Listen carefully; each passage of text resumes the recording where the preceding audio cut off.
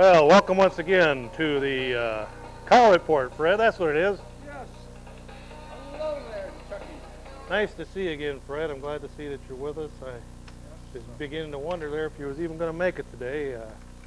I know you got a busy schedule, and we're glad that you could fit it in, Fred.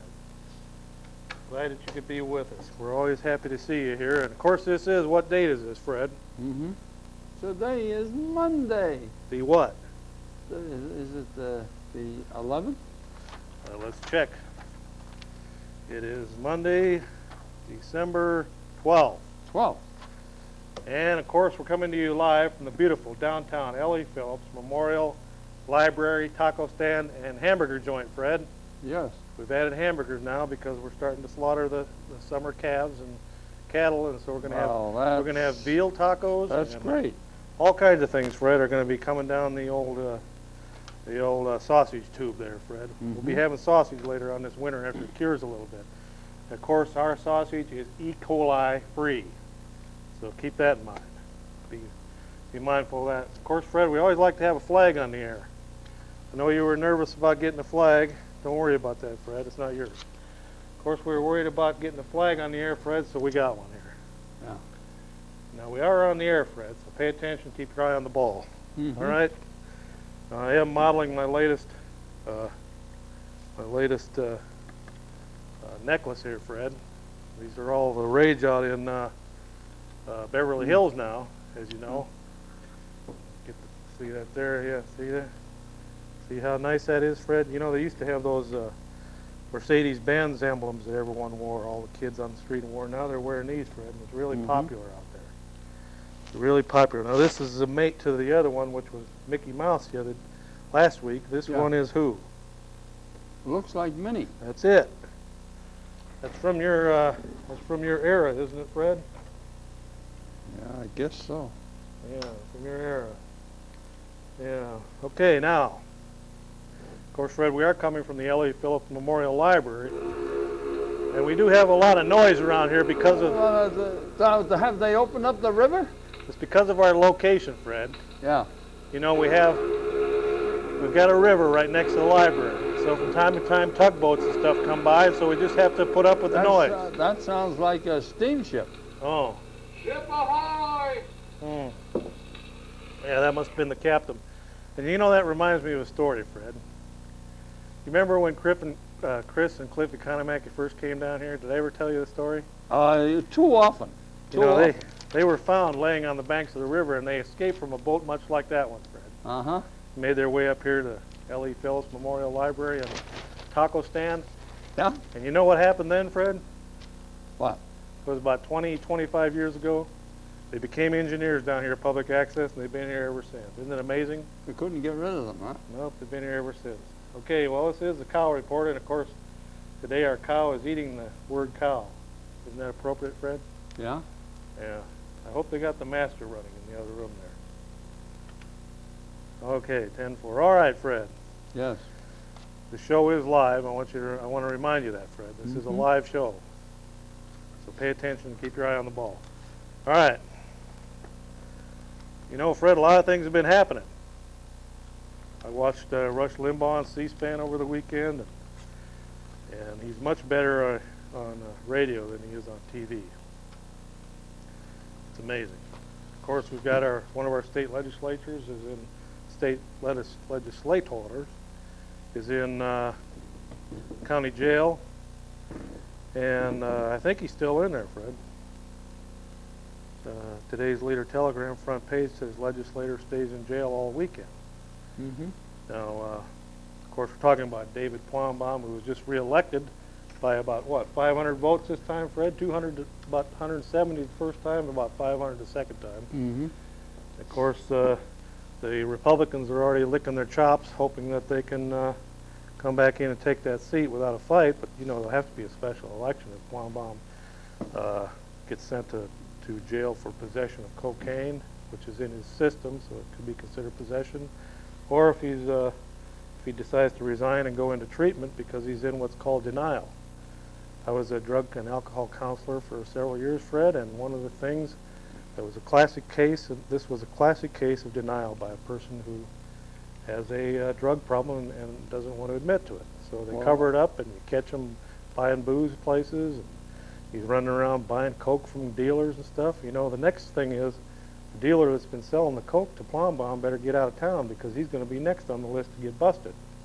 Well, you know, I heard something. And I hear that the dealer comes from the Votech here in town, the guy that's selling him the coke. I heard yesterday, it came via Madison, that there's talk about him serving time down in Madison, and he can go during the day and be at the sessions and then return to jail at night. Well, they have what's called the Huber privileges, Yeah. Fred. That's what I'm referring to. No, Plum Bomb's a young man. He's 33 years old, but he's destroying his life with his cocaine. I'm sure it was a big factor in his divorce, but as long as you're in denial about your drug problems, alcohol or cocaine or heroin or whatever it is, you'll never solve the problem, Fred. I know. I can't quit because I like you, and I can't quit because my dog is sick and it'll make him feel better, and I can't quit to save my marriage. I got to quit for myself. Uh-huh. It has to be an internal thing. You got to quit to save yourself, not to try and save everybody else. It doesn't work. It's one of the things we learned in training school, Fred. Mm-hmm. And any counselor that read this tragic story that's unfolded over the last year, any counselor with any salt knows that this is a classic case of a person that's having drug problems and are in denial of having the problem.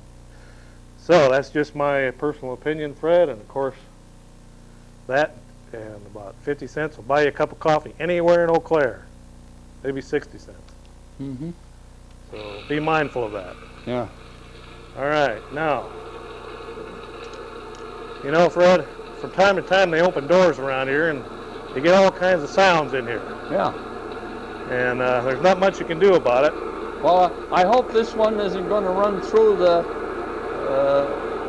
studio.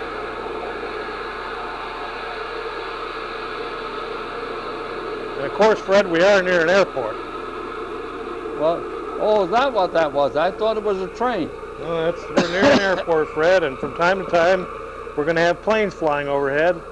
And with these new sunlights, It these new sounded like this one was flying through the studio. well, you know, Fred, with these new lights, these new what do you call them?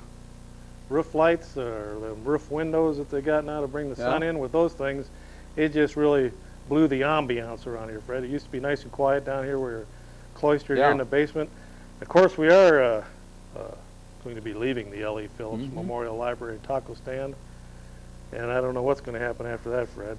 The facility is moving, and hopefully they'll have plenty of sunlight and better air conditioning. It's one thing that's in great demand these days, Fred. It's clean air and a good work environment, plenty of room. And hopefully they'll have all those things at the new location, Fred. Now, I don't know if that's going to be affiliated with the library anymore, so I don't know if we'll be able to legally say L.E. Phillips Memorial Library and Taco Stand anymore, Fred. Yeah. All right, Fred, what's this stuff you got here behind us? Oh, that's Vincent Foster's death. Was it a suicide? I don't know. You tell me. You're the one. You're the expert. Well, I've been of this opinion before. What's this here, Fred? Expert says that this is the unusual grip Foster used if Foster fired the gun. Well, as And you can that's- see, there his yeah. thumb is in where the trigger finger is. This is how. There. See how the gun is? They said that's how his body was found. Now, that's a hard way to fire a gun, Fred. I know it. And that's a right-handed. He's holding the gun in his right hand. And he's left-handed. He's left-handed, but that's how his hand was found. They say that's how he pulled the trigger. Isn't that amazing? Yes, I don't believe it. Why would he go to all them convolutions, Fred? I think somebody put that gun in his hand and he was killed elsewhere. Well, it's obvious he was killed and rolled up in a carpet, Fred. They found carpet fibers on it from Yeah. head to toe on a brand new expensive suit he was wearing. Yeah. Just all kinds of, hundreds of them. Of course, the FBI is covering this up because it could pull the president down, because Hillary Clinton was having an affair with this character right here. You can bring it up, and that is There he is, Vince Foster. The night he died, Hillary's personal secretary and Nussbaum. Now, who's Nussbaum, Fred? He was an attorney. Bernard Nussbaum, Patsy Thomason, and Maggie Williams, senior White House aides, ran into his office, scooped up all the papers, all the love letters between him and Hillary, and ran and hid them in Hillary's closet in the White House. Isn't that a safe place, Fred? Yes. And that's where they sat until they could get the shredding machines going. They went through the papers that contained information about her and Foster. But you know, the ironic thing of it is, President Clinton could care less because he's had every woman between here and Little Rock. Mm-hmm. So it doesn't really matter to him, Fred, what she does. Their marriage is one of them symbiotic relationships. It helps both of them get what they want. And exactly what is that, Fred? Power. That's right. Well, we're going to see now if the Republican juggernaut stays on course, Fred, and brings down this presidency, or they waffle and run off little rabbit trails like Newt's trying to do. And I noticed just recently he put Leach from Iowa, one of the most liberal Republicans in Washington. They put him on the banking committee to help make sure that the Federal Reserve and stuff stays in the hands of the private bankers. So that battle's already been lost. They've already conceded that they're not going to mess with the money. Of course, they can't because they might end up like Vince. I'd like to see them have an audit of the Federal Reserve Banking Corporation, That's something which isn't federal at all. something that's never been done, Fred, and that's an audit of the Federal Reserve. Something that, an external, independent audit. They've had internal audits that would favor their cause, but they've never let us know who owns that. You know, Fred, they create money out of thin air. It costs about, what, 5-6 cents a piece to print the dollar bill? Yes. With a $100 bill, it doesn't matter whether it's a $100 bill, a $50 bill, or a $20 bill. It costs the same for the Federal Reserve to buy that printed paper from the Department of the Treasury, Mm-hmm. and then suddenly they create money. Then that money goes from 6 cents, say we're using the dollar as an example. Money goes from 6 cents, Fred, up to being worth 100 cents.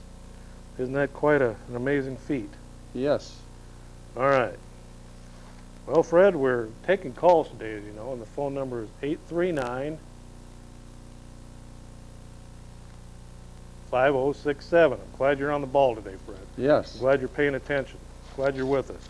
All right, we're going to take a call, Fred. Go ahead, caller. You're on the air. Hi, Chuck. First call of the day. First call. Good job. My name's Eric. I just moved here from Philadelphia, and got to tell you, your show's really cool. I've never seen a show like this. They don't have many in Philadelphia like this. Well, we try to do things different up here in liberated Wisconsin. I guess. I have a question. You made a comment last week, towards the end of your show, about homosexuals being the cause of AIDS. No, not being the cause of AIDS, helping to spread it, the HIV. Well, that kind of doesn't make sense. That's kind of like saying if it wasn't for our great-grandparents, there'd be no niggers in this country because we wouldn't need slaves. Well, on this show we try to use proper language, and it would be Negroes, black person. Well, do you see the kind of analogy we're drawing from this? I mean, it's sort of the same thing. If it wasn't for the gays, there'd be no AIDS. If it wasn't for slavery, we wouldn't have any black people in this country. That's kind of not a very good thing for you to say. Well, unfortunately, it is a good thing for us to say because we got thousands of people dying because of the HIV virus. And in this country, it's held true from 1980 up till end of 1994. This is a predominantly homosexual disease in this country. Bisexual, homosexual, intravenous drug users. And when a gay magazine called The Advocate puts out their own survey of 2,500 homosexual men, and 46% of them are practicing anal intercourse unprotected, then you're going to have serious problems because the anal canal was not created for that purpose. And the lining in there is not created for that, and that's where your diseases come in, and not only HIV, but also the other diseases, all the other STDs. You can look at the statistics in San Francisco, the gay capital of the United States, Every STD is rampant in that area, and their average is way higher than any other part of the country, higher than any part of any national average anywhere. And that's not only HIV, but it's also hepatitis and things of that nature, Fred. Yes. And also some of the other sexual acts that these 2,500 homosexual men admitted to themselves in the August 23rd, 1994 survey of the Advocate was three-way sex. 48% of them have done that. Group sex, 4 or more, 24%. Sadomasochism, 10%. Receptive analingus, that's tongue in the anus. Now, that's a good way to get a disease, inserting your tongue in somebody's anus, Fred. 45% of those 2,500 men practice that. Now, they don't just practice that with one individual. They had admitted here, most of them, 57% of them, by their own statistics, say that they've had at least 30 partners in their lifetime, and about 35% of them, Fred, have had more than 100 partners. And that, caller, is one of the reasons why we have HIV rampant in this country. And it still is, and probably will be for several more years until the heterosexual statistics start impacting on us. It will still continue to be a predominantly homosexual, a bisexual disease in this country. Now, in Africa, it's a different story. It's a heterosexual disease. And, Fred, in some parts of Africa, 50% of the prostitutes walking the streets in any major African city are HIV positive. I know there was a, what shall we say, in the Philippines here back a few years ago, the armed forces, and I believe it was the Army, did this. They picked up the prostitutes that were hanging around the gate there of the field, the airfield there, and they found that practically every one of the prostitutes had AIDS. Where's that at?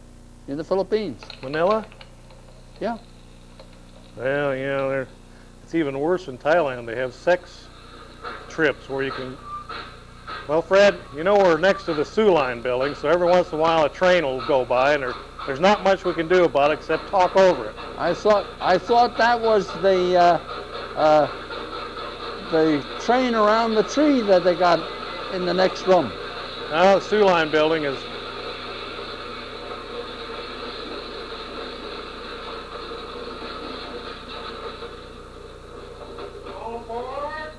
Sioux Line building, Fred, you know that guy, that conductor had it backwards there. You know, he's saying all aboard after the train's left the station. Yeah. But you know, Fred, on the eastern edge of the L.E. Phillips Memorial Library and Taco Stand, they have the Sioux Line building.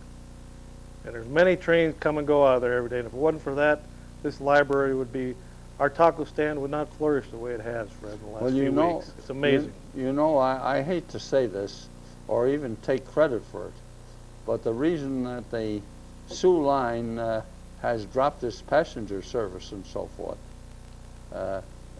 myself, I had an opportunity to ride from on the Sioux Line, and I didn't take. I rode the 400 instead, and rode into Eau Claire. The reason I did that, it would have taken me 12 hours or so to get up here on the Sioux Line. Yeah, Sioux Line. Okay, Fred, I think we might have a call on line 2, so we're going to try and take that call right now. Of course, the number on this sunny Monday afternoon, Fred, it's balmy out there. Mm-hmm. What is the temperature anyway? I know you and Betty paid particular particular attention to the weather. It was 15 earlier, but I don't know what it is now. Okay. Go ahead, caller. You're on the air. Yeah, it's the common man. Where? Well, here, at where I had my usual common residence. How'd you get on this show? You got your own... You know, in television space, it's kind of like cyberspace. Now, how did you get on my shows? Are we getting a bleed through on the cable or what? Well, Are you on another I don't know. channel? Maybe there's strange things going through the airwaves. I don't know. But Are you on another channel today or something? I'm not on the same channel here as usual. I float around here a little bit. What are you doing, channel surfing? Huh? What are you doing, channel surfing? Well, not exactly. All right. Okay. Well, what's the good word today, Common? Well, all kinds of things going on, I guess. Yeah. Um, Got your Christmas No. present shopping done yet? more or less, yeah. You know, it's a funny thing. When I just taped my last show here, wouldn't you know it, that would be the same day that I'd find out later on about our dear friend Mr. Plombon. Yeah, Plombon. What about him? That's quite a deal there. Well, it's just the human nature, Fred, isn't it? Yeah. All have sinned and come short of the glory of God. It's amazing. Now, Doesn't matter whether you're a king or a pauper. who knows? Maybe this time finally he won't get away. Maybe they'll finally lock him up. He shouldn't even got in the office in the first place. I've always been saying he's the local version of Clinton. Yeah.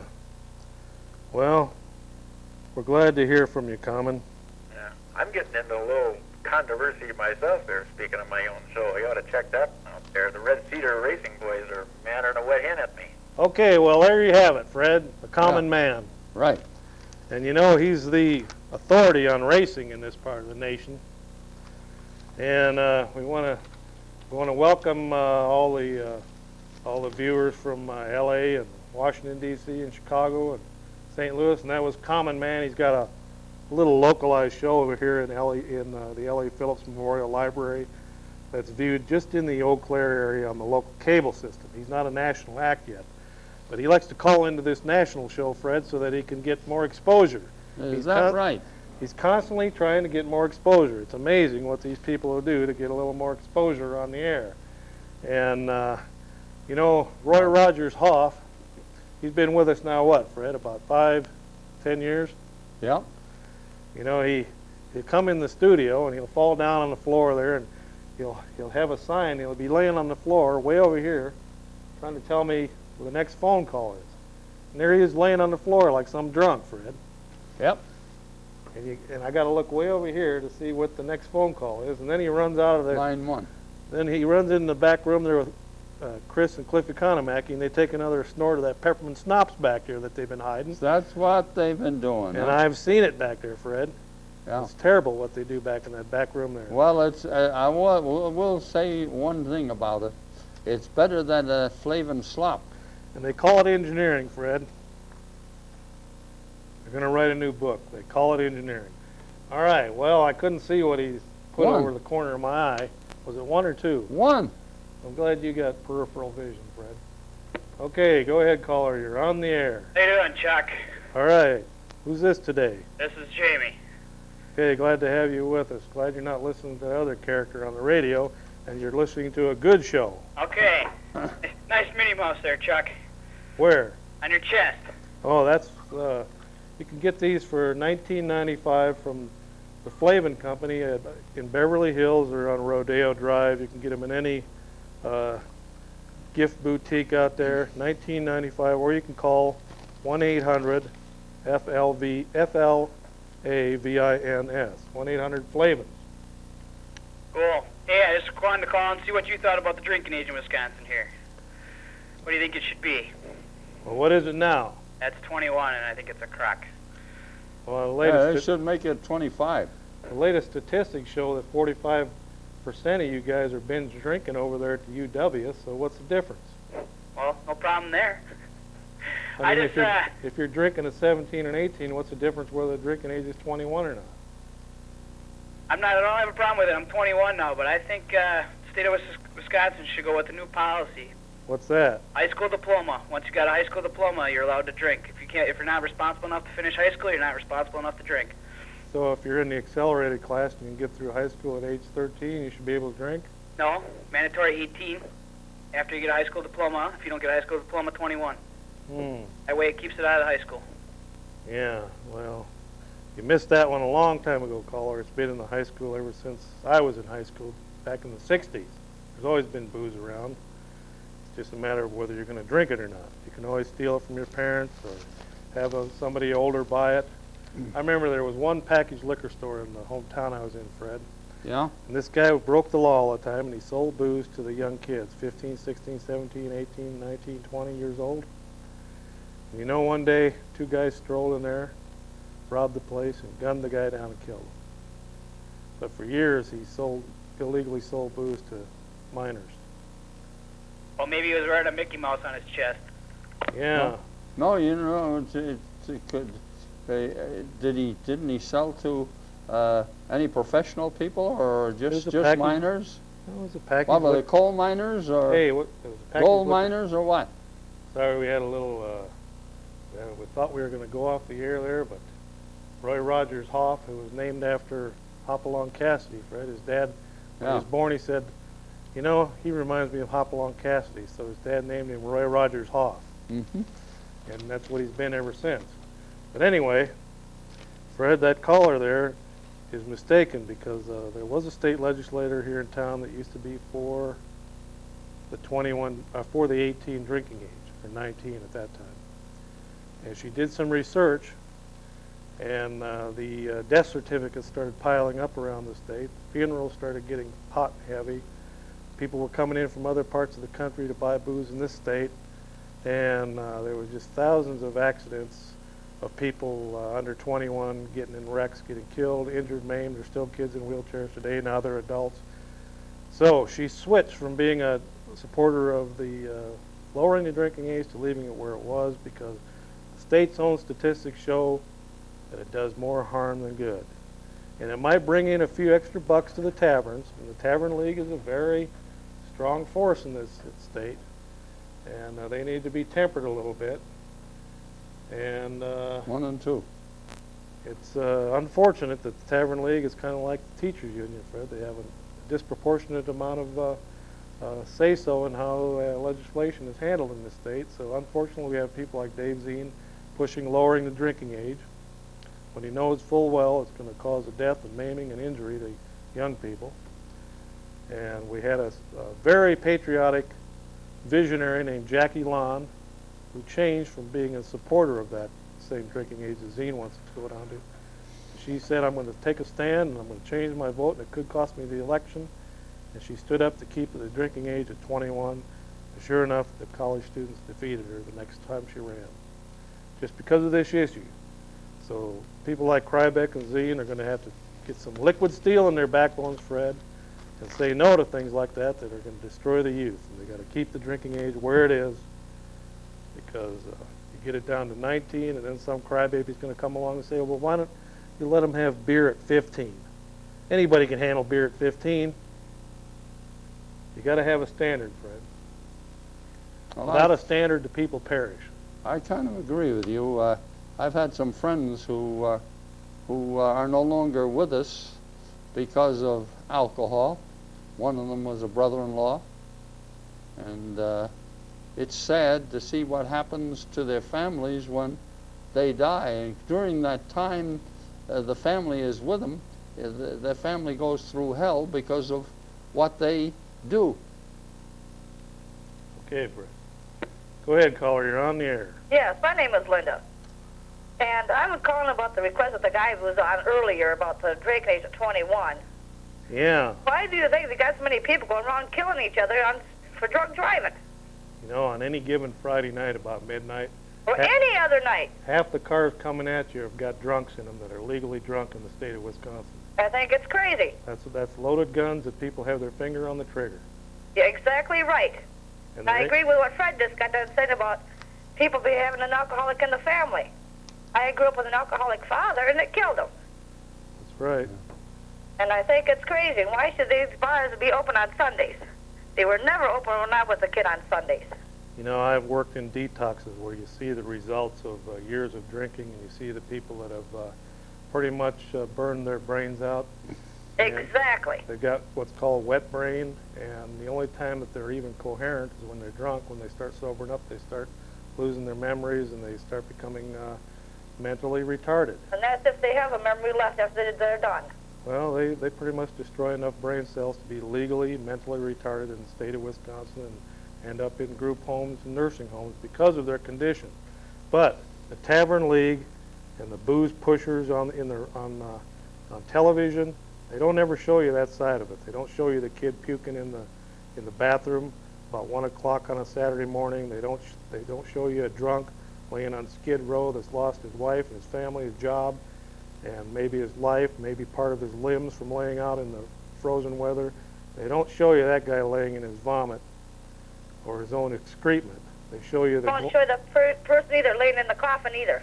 they show you the glamorous, big-breasted woman in a bar and some football player telling you how great it is to drink Miller Lite. Exactly. Well, I'm going to let you go here, Chuck. All right, thanks. Yep, bye-bye. Bye. Isn't that amazing, Fred? The way advertising sways people's opinions. And they need to take booze off the TV just like they did cigarettes. What do you think about that? You have no argument with me. You talk about drugs that have killed people. How many hundreds of thousands of millions of people have lost their lives over alcohol in the last 20 years? I don't know. Many But thousands. quite a Fred. few. Thousands every year die in car wrecks from an alcoholic or somebody doped up. And that's why we don't need 3 legal drugs. 1 and 2. We already got cigarettes and alcohol, Fred. We don't need to add marijuana to it. Yes. We do need to reduce the criminality of marijuana, but we don't need to add it to the legalized list. It cause a bigger problem than we already have. No, I see the Leader Telegram yesterday had a couple of interesting, well, matter of fact, three interesting articles. One of them says Chechnya, which is a independent republic in Russia, country says it will fight for its independence.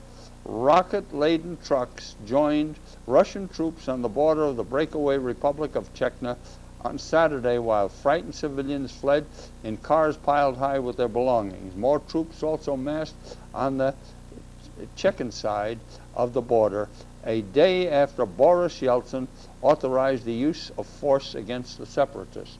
In other words, they don't believe in freedom over there.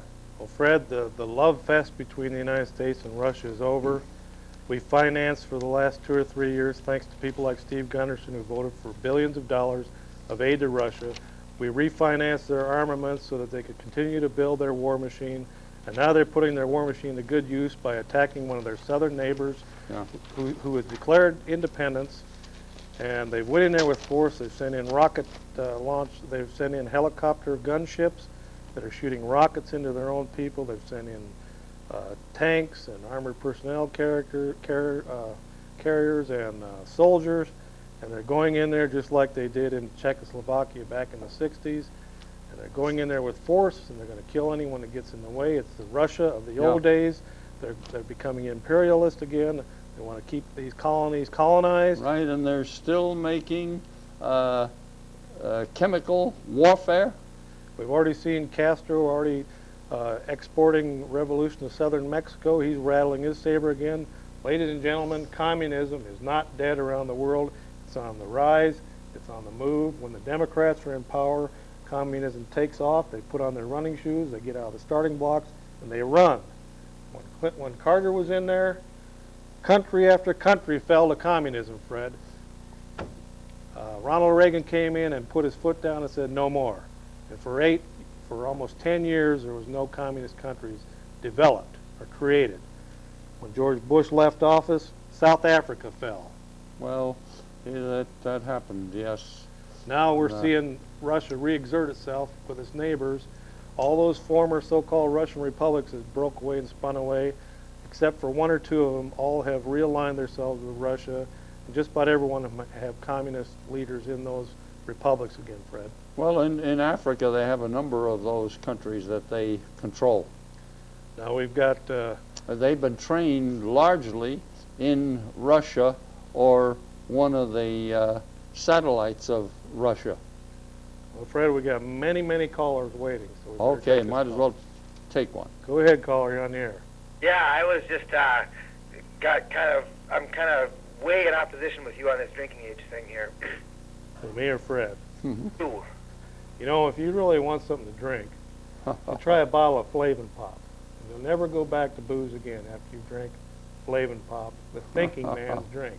I'll tell you what, my brother is going to be 19 years old tomorrow, and he is signed up for the Marines. And if he can't drink, I think it's a crock of shit, because he can go and die for us, for you, for me, for my brother, for his mom and dad, and he can't go out and have a drink with anyone he wants. That's right. That's got nothing to do with going out and killing people. Oh, it doesn't. No, it doesn't. But if he's signed up and he's a responsible adult, supposedly. No, they've got people 12 years old killing other people. They've got... But yes, they do. But in this country, you're an adult when you're 18. You're an adult. Right. You can vote. You can decide who's going to run this country, can't you? You can decide Right. who's going to run. You can decide how this country is going to be run. If you in the Tavern League want to lower the drinking age, then spend all your money and your time trying to win over people like Dave Zien, who you've already won over, but try to win over enough to get a majority down in Madison, and with the Tavern League's help, I'm sure you can push your case in Madison and twist the arm of the Thompson who's trying to be the next president, and maybe you might get enough votes. But hopefully there's still enough educated legislators down in Madison that they will not succumb to the pressures of the Tavern League, whose only business is to sell you booze and make money. They could care less about what happens to you after you're drunk and walk out of that tavern.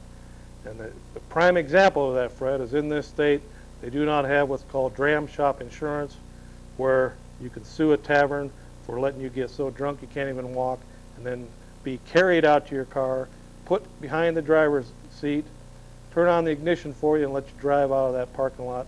And the tavern says they have no responsibility once you leave their property. They do have a responsibility. They help get you drunk. They applied that money out of you. The more booze they sell, the more money they make. And then they throw up their hands and say, hey, he was fine when he left here. But in other states, they have dram shop insurance, and you can sue that tavern for allowing somebody to get so dead drunk that they can't even walk. And there you have it, Fred. What do you think about it? Got a point there, Chuck. You used to you used to like that sauce, didn't you, Fred? Not too much. I drank some, but How much? well, usually I only could drink so much, and that was it. I never went to. Close the door, Chris. Cliff. You know, Fred, we've got some major roads around here, too. Timber! That ain't no chainsaw, Fred. That's a race car going by the Ellie Oh, that's what it is. I thought it was. Fred, from time to time, we have the stoplights change, and everybody takes off.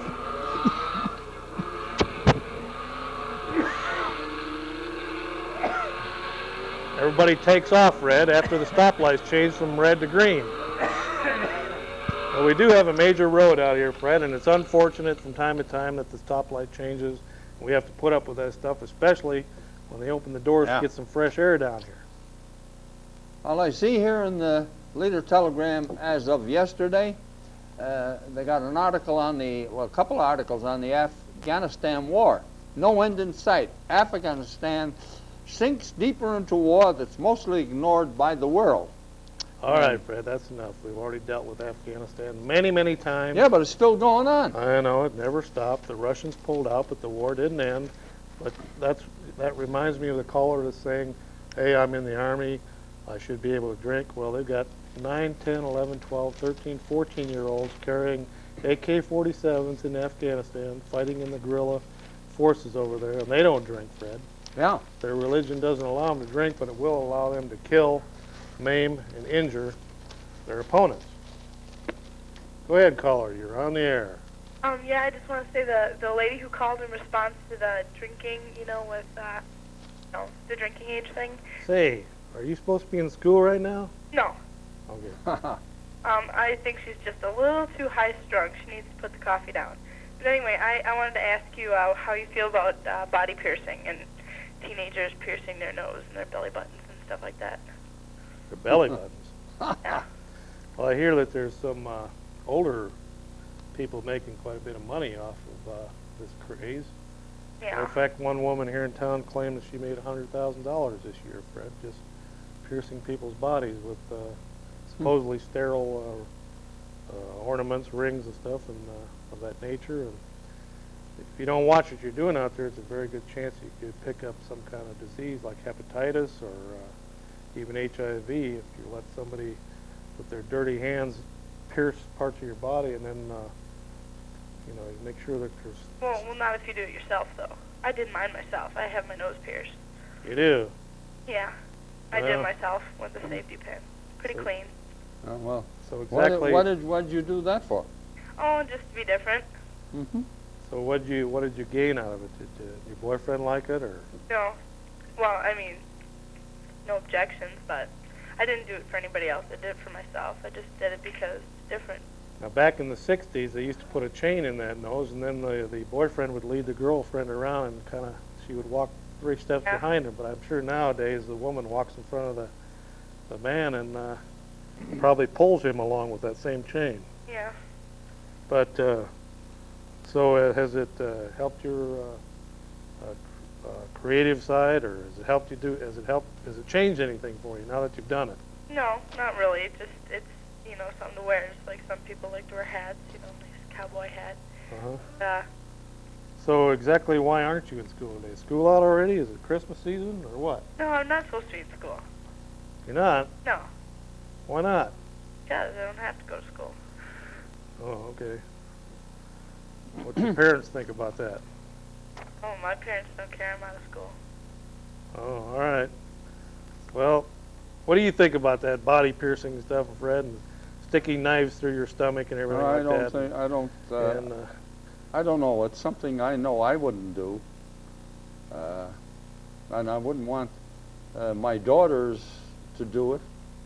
some of them, Fred, are taking fish hooks now, about this big, and tying cables to them, and That sounds like something the savages in Africa would do. working about 6 of those fish hooks through your shoulders, your rear end, and your legs, and then they hoist you up, and there you hang with about 6 fish hooks in you. And somehow they've related that to being a Christian in some parts of the world. They do it on the day that Christ is crucified. They do it in relationship to that. That's a form of body piercing too. And it's amazing what people do to try to get to heaven, Fred. Yes. I want to thank you for calling, caller, and please stay tuned. We like to hear from folks out there, and there's a good example of somebody, Fred, that it's a little bit different to watch the show. Yeah. It's amazing. Now, Fred, we're going to take another call here in a minute, but that it's that time of the program. And of course, Dr. Smock, he was going to be with us today, Fred, but he's still recuperating down there from having an appendix operation. I guess in his land, their appendix is used for something, and he came over here and ate this American food and caused all kinds of problems with his appendix, and it burst on him. And when he was on the show, they told him that his appendix had been burst for 2 weeks, Fred. Mm-hmm. So anyway. Lucky he's alive. Anyway, Fred, on this program, when we don't have a guest, Mm-hmm. we try to ask you a question, see if you still have your mental capacities intact. Mm-hmm. Now, it's unfortunate that one of your compatriots, President Reagan, is starting to show signs of old-timers disease. And in your case, Fred, you've pushed back the hands of time, and you still have a sharp mind, Fred. Thank you. That's something to have at your age. And I hope it stays with you up into your 90s and 100s. But in the meantime, Fred, Yes. we've got to see if we can keep your 100%, your 1,000% batting average intact. So here we go, Fred. December 14th, which is actually Wednesday, 1799. The first president of the United States dies at his Mount Vernon home. Who was that? That had to be George Washington. Isn't that amazing, Fred? Just at the turn of the century, 1799, just about 2 weeks before the turn of the century, the father of our nation dies in his Mount Vernon home. 1799, 2 days from today. Okay, Fred. I'm glad that you're still batting 1,000. All right. Okay, we're going to take a call now. So go ahead, caller. You're on the air. Chuck, I just wanted to remark on your flippant comment about Governor Thompson. What do you think about him? What do I think about Governor Thompson? Mm-hmm. I think he's a little fish in a big bowl, And his aides around him keep telling him how great he is and how he can be the next president, but he's not presidential timber. He could possibly end up on somebody's ticket for vice president, and he could very well get in some of the early primaries, like Iowa, which is close to Wisconsin. So he might show some strength in Iowa, but they had an Iowa caucus a few months ago where he only got a couple votes out of them. Well, I just want you to know that this little fishbowl that he's running here is the model for the rest of the country to follow, and all the governors and the president is looking towards this state as a model to the rest of the Well, government. you know, have you heard Governor Thompson talking about any state tax cuts or any new innovations? We have the only balanced budget in the 50 states, Chuck. That's You look at the national government with the clown that we have in office right now. I know, but you tell me what Governor Thompson's going to do for us now. Newt Gingrich has got all these plans for the national government. What are they going to do in the state of Wisconsin to lower us from being the second most taxed state in the country down to about 10th or 12th? What are they going to do about the socialist education system in this state? What are they going to do about the pornography laws that the state legislature could change so that they got teeth in them, so that people like Doyle will have to follow through on the pornography prosecutions in this state? I think some of the money that's being made around the state should be re-looked at, like the Indian reservations.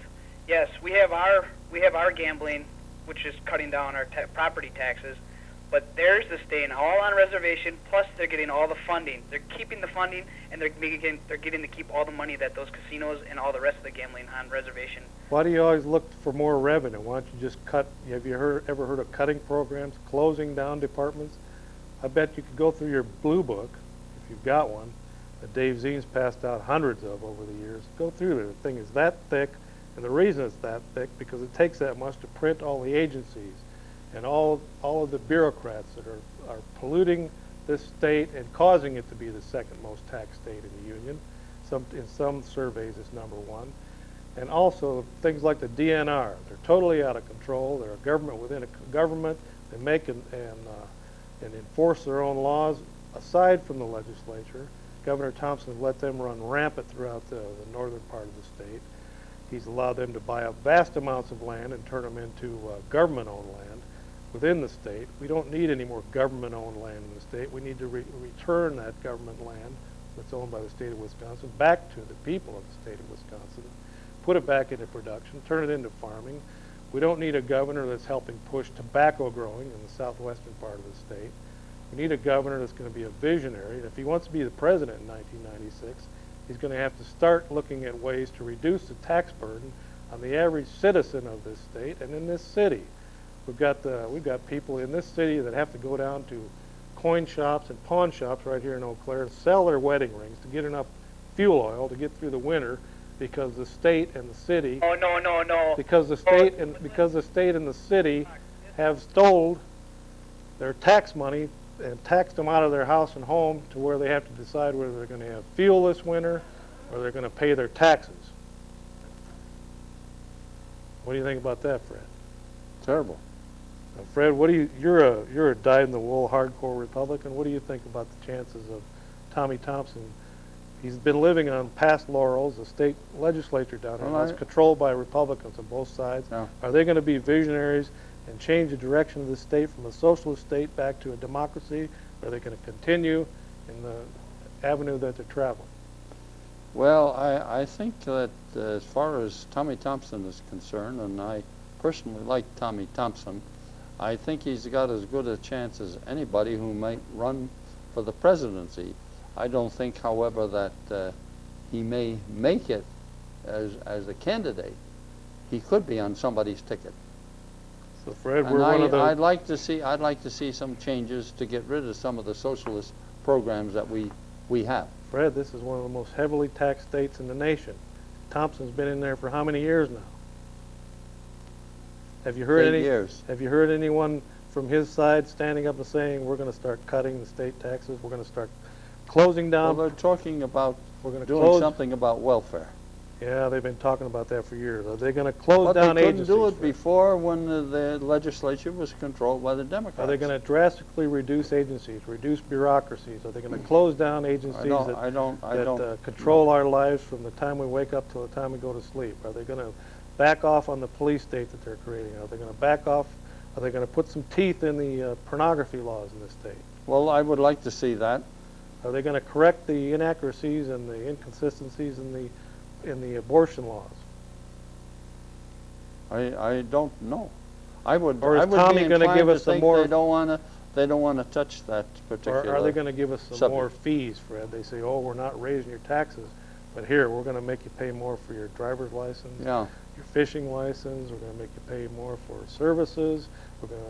Is that what they're going to do so that they can maintain their bureaucratic base and expand that? I don't know. Well, let's see some visionary movement out of Thompson and out of Zine and Krybeck. Let's see them go down there like they're doing in Washington. They're rethinking everything from the top to the bottom in Washington. They're streamlining. They're going to cut back. They're actually talking about closing down the Department of Education, which doesn't educate one student.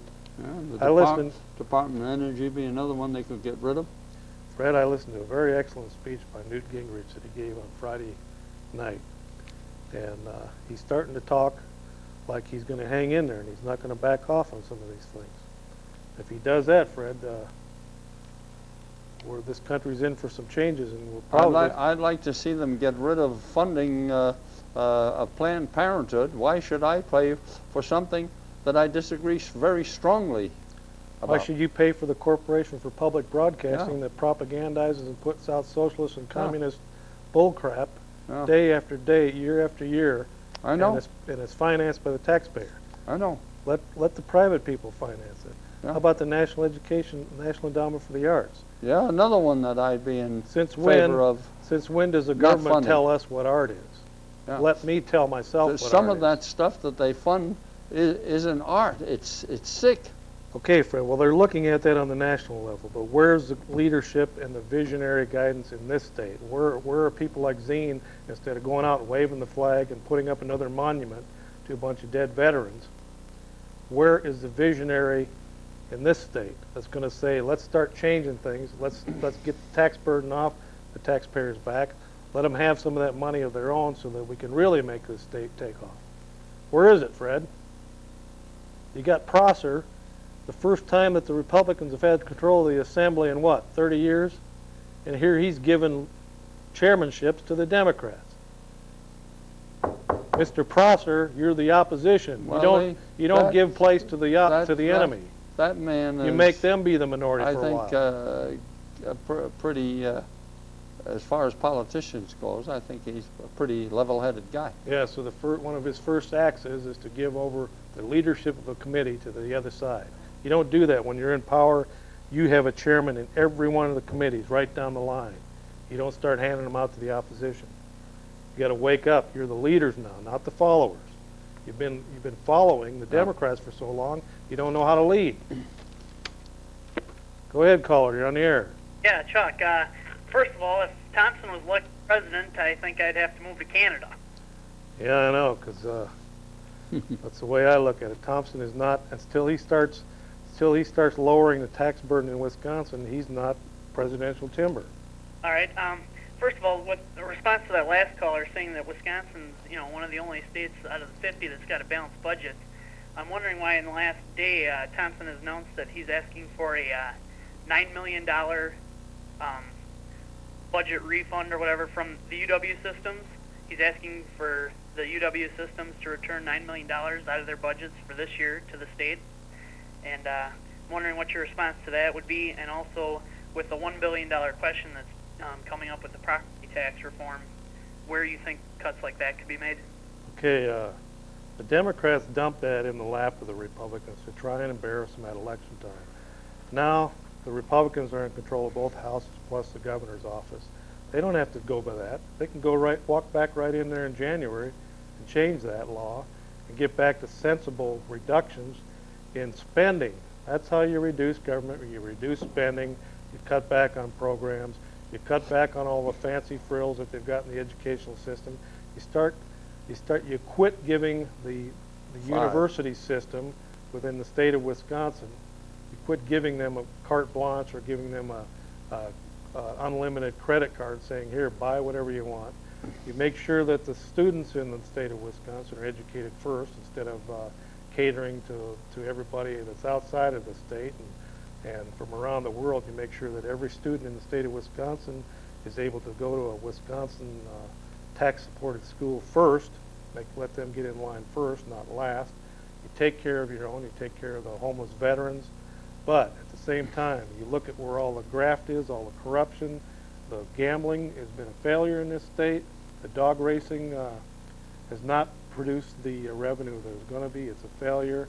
The Indian gambling does not give us one dime in our coffers. It puts a lot of money in the mafia's pockets, and they're ripping off the Indians. The Indians are not getting what they were promised.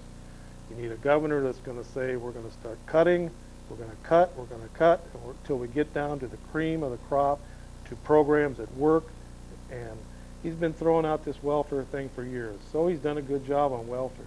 But why are we still the second or first taxed state in the union in categories? Any list you look at, we're always in the top 5 as being one of the most heavily burdened tax. This is called a tax hellhole by the rest of the United States, and yet they lift up Thompson and say, isn't he a wonderful governor? Well, now this is his chance to prove it, Fred. He's got the next 2 years. He controls the House and the state Senate down there, and the governorship is owned. They've got all 3 seats of power. Let's see if they're going to do something, or if it's going to be business as usual. It's going to be bureaucratic mumbo jumbo. We're going to have a bunch of flag wavers coming up here and putting up monuments and getting all the veterans all excited. Oh, we got another monument to World War II. Isn't that lovely? But you know something? I've still got to pay one of the highest tax burdens in the state, or in the nation. You know, Fred, it doesn't make sense. You can wave the flag so long, you can put up so many monuments, you can name so many bridges, but eventually you got to get down to business and start showing some progress. Also, Chuck, with the open seat in '96, are you planning on running for Congress again? Well, as you know, the CPR, what's that stand for again, Fred? Committee for the Preservation of Republicanism? The Rockefeller Republicans that are in this area, the leftists, are recruiting leftists from the Democratic Party. And they formed a leftist party called the CPR, and they're part of the Republican Party now. They're trying to make a move to take over the local Eau Claire County Republican Party at the upcoming caucus. And so their champion is Matt Gunderson, the left-wing radical that is going to be running for Steve Gunderson's seat. So they've already started promoting him. They're already getting the radicals in the city to join the party so they can take it over, so that they can use it as a vehicle for '96 to promote Matt Gunderson and other people that they want to run on the left wing of the party. They're a failure, but they could possibly muster enough Democrats to take over the Republican Party. So be leery of that in the upcoming caucus, because Don Elkson and company are moving way to the left. They're going to use Matt Gunderson as their champion in '96. Yes, I will be running, but it probably won't be on the Republican Party. It could very well be on the Democratic Party or U.S. Taxpayers Party in '96. All right, thanks a lot. Because the Democratic Party, Fred, is ripe to go back to its roots of the 40s and 50s. So there you have it, Fred. And we only got about 1 minute left, and so go ahead, caller, you're on the air, and we're going to close out with you. Okay. Hello. Yeah, go ahead. Yeah, I got a comment for that owner. Yeah. The one before this. Yeah, I know what you mean. Well, thanks a lot, caller. Thanks for the audience, Fred. The audience really thought that was funny. I want to thank you, and we'll see you again right here for the Christmas show on the Kyle Report next Monday night at 9 p.m. So please stay tuned and watch, and we'll see you then. We want to thank Roy Rogers Hoff and all of them. Goodbye.